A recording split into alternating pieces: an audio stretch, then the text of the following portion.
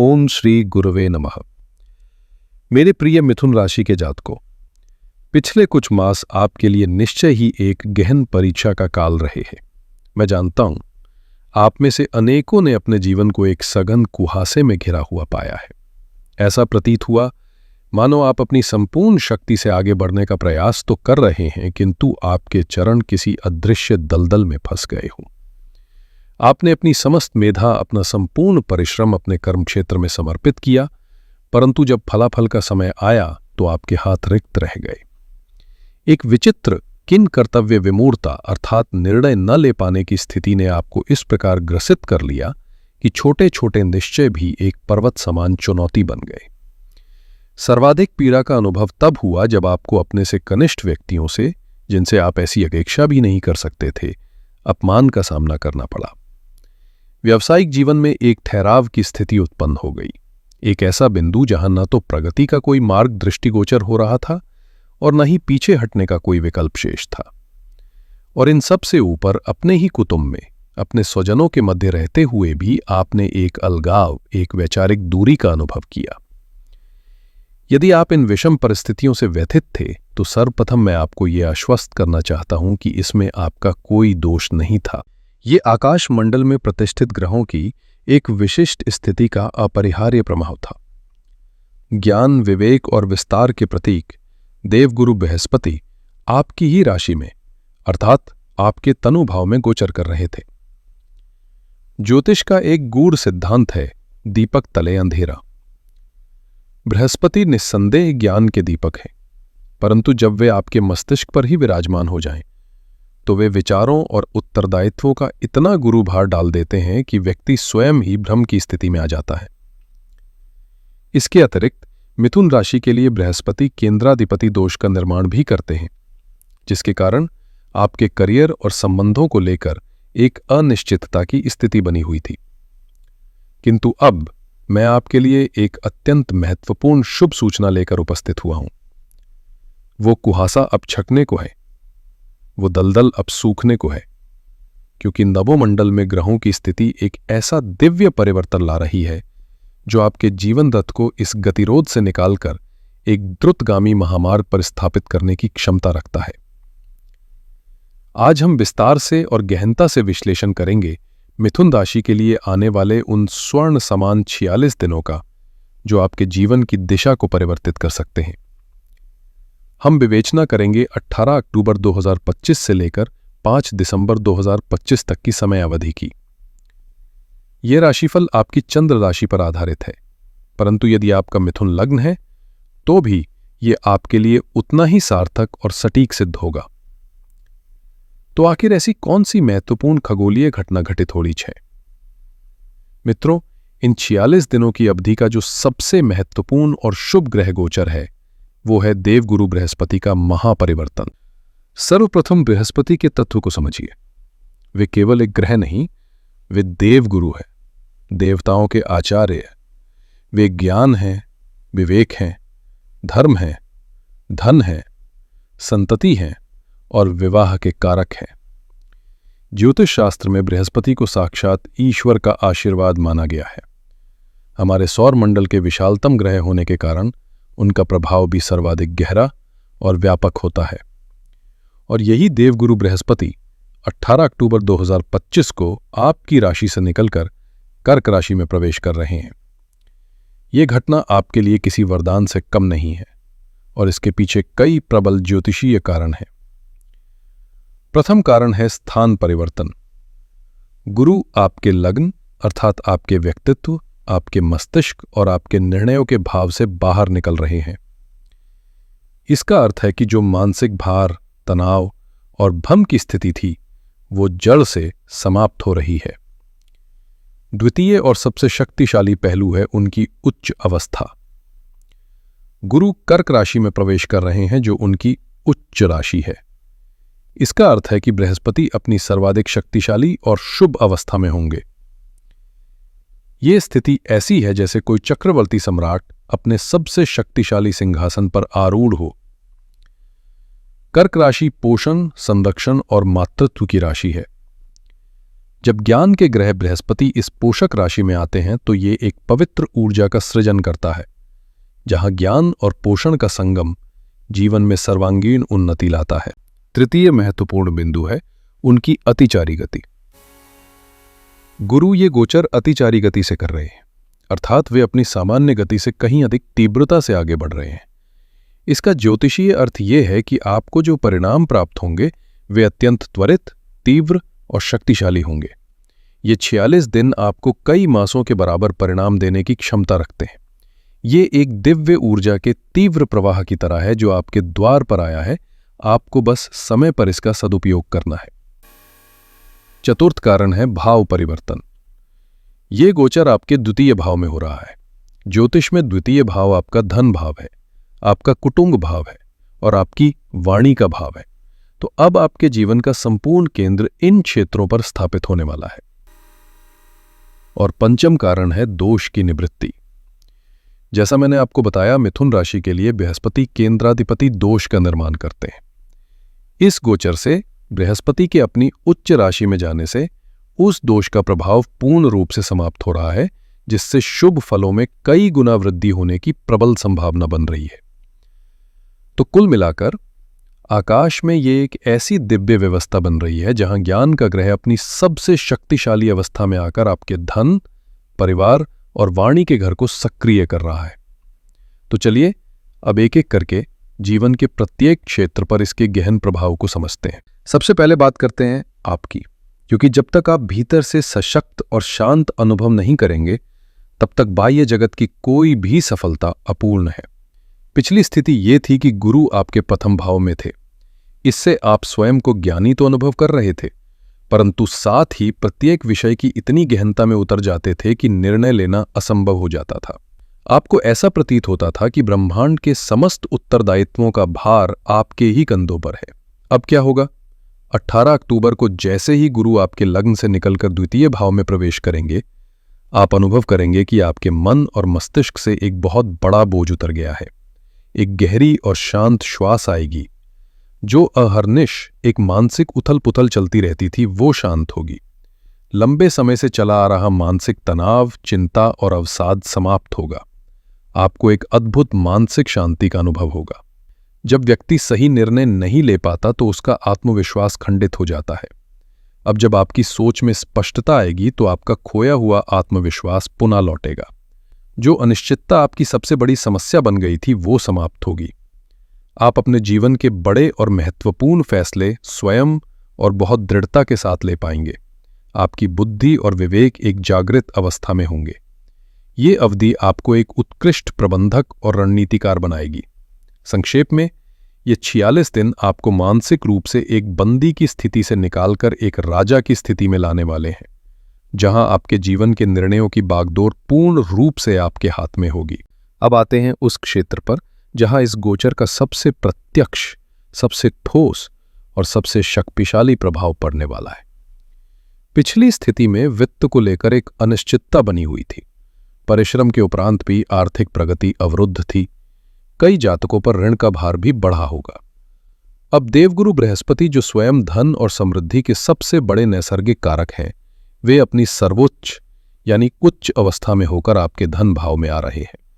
ये वित्त के लिए एक असाधारण और अत्यंत शुभ स्थिति है। यदि आप वित्तीय संघर्ष से गुजर रहे थे तो अब आप चमत्कार घटित होता हुआ देखेंगे। धन आगमन के नवीन मार्ग प्रशस्त होंगे। यदि आप नौकरी में हैं तो आय में वृद्धि के योग है। यदि आप व्यापार में हैं तो लाभ में वृद्धि होगी। आपको एक से अधिक स्रोतों से आय प्राप्त होने के योग बन रहे हैं। बृहस्पति यहां बैठकर अपनी पंचम दिव्य दृष्टि आपके छठे भाव पर डालेंगे, जो रोग, ऋण और शत्रुओं का घर है। ये दृष्टि अमृत समान कार्य करेगी।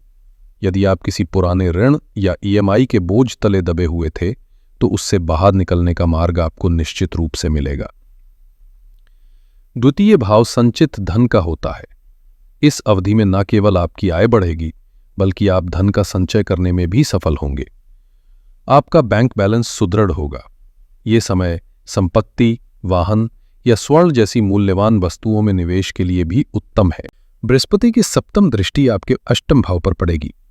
इससे आपको ससुराल पक्ष से, परिवार से या किसी पैतृक संपत्ति से आकस्मिक धन लाभ होने की प्रबल संभावना है।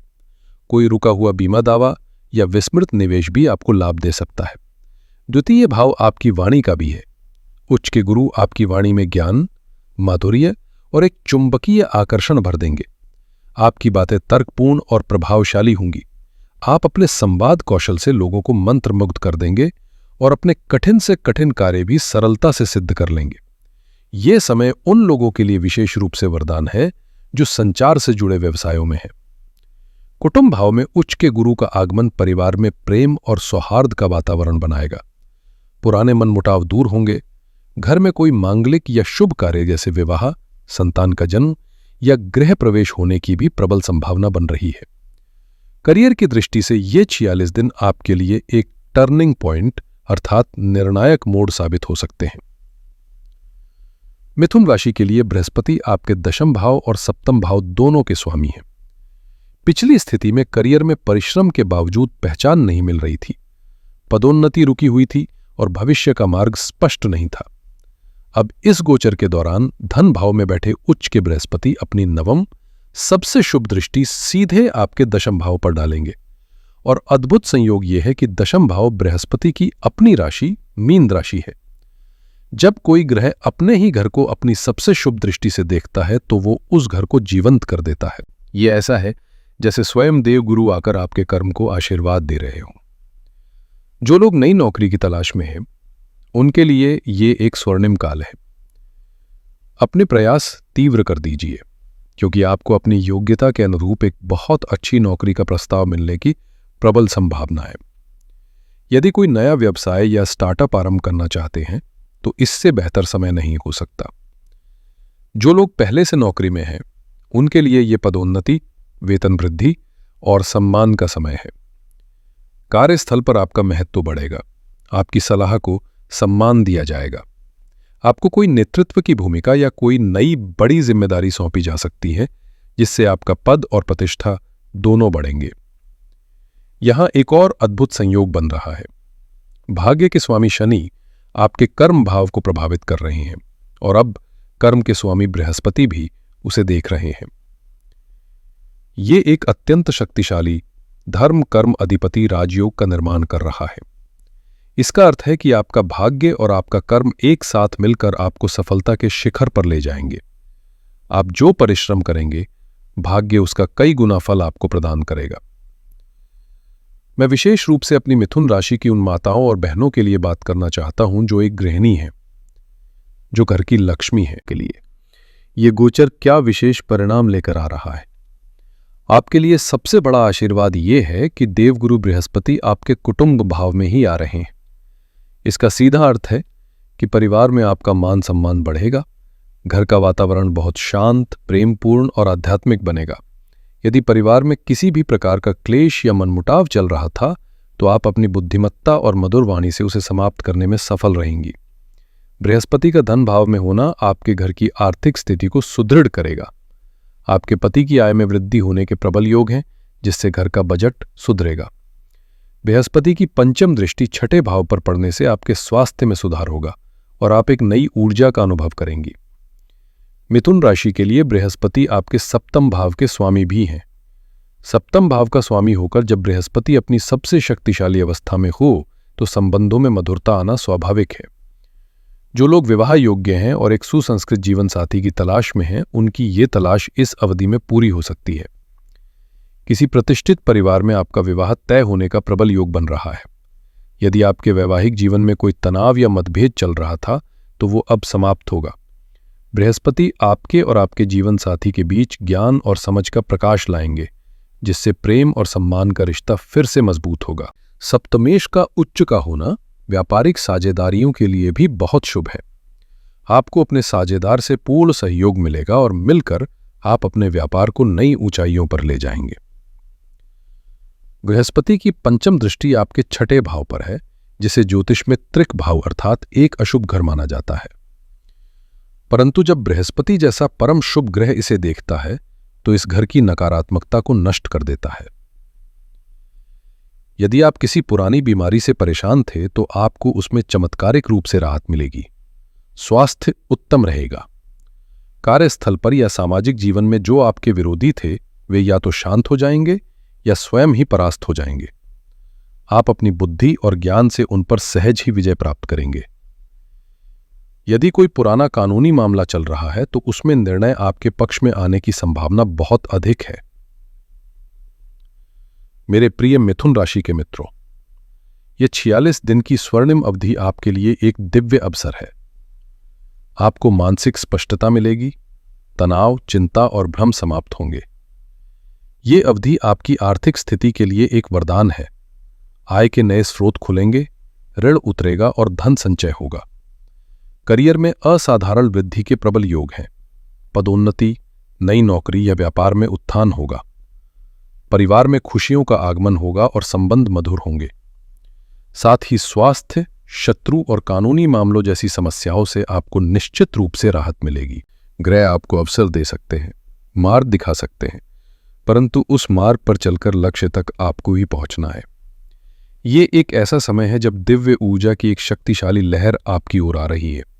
अतः मेरी एकमात्र और सबसे महत्वपूर्ण सलाह है, आलस्य का पूर्ण रूप से त्याग कर दें।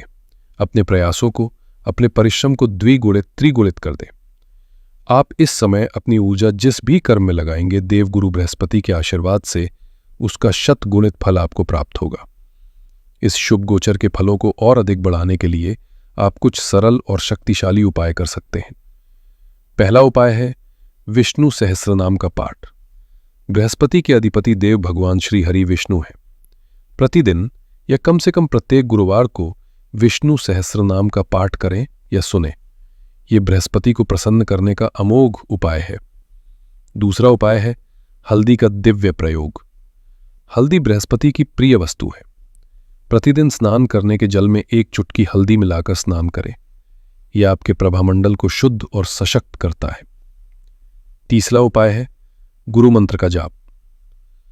प्रतिदिन प्रातः पूजा के समय 108 बार गुरु के बीज मंत्र ओम ग्रांग ग्रीम ग्रौम सह गुरवे नमः का जाप करें। यदि यह कठिन लगे तो आप सरल मंत्र ओम गुं गुरवे नमः का जाप भी कर सकते हैं। और चौथा उपाय है गुरुवार का नियम। इस 46 दिन की अवधि के दौरान विशेषकर गुरुवार के दिन किसी को भी धन उधार देने से बचे।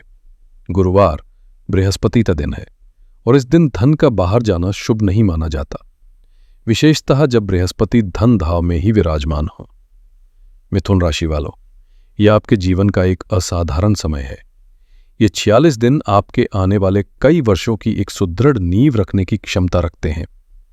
इस दिव्य ऊर्जा का पूर्ण सम्मान करें, इसका पूरा लाभ उठाएं, अपने कर्म पर ध्यान केंद्रित करें और जीवन में एक नई उड़ान भरने के लिए तैयार हो जाएं। देवगुरु बृहस्पति का ज्ञान, विवेक और आशीर्वाद आप सब पर सदैव बना रहे। आप सभी का आने वाला समय मंगलमय हो। हर हर महादेव।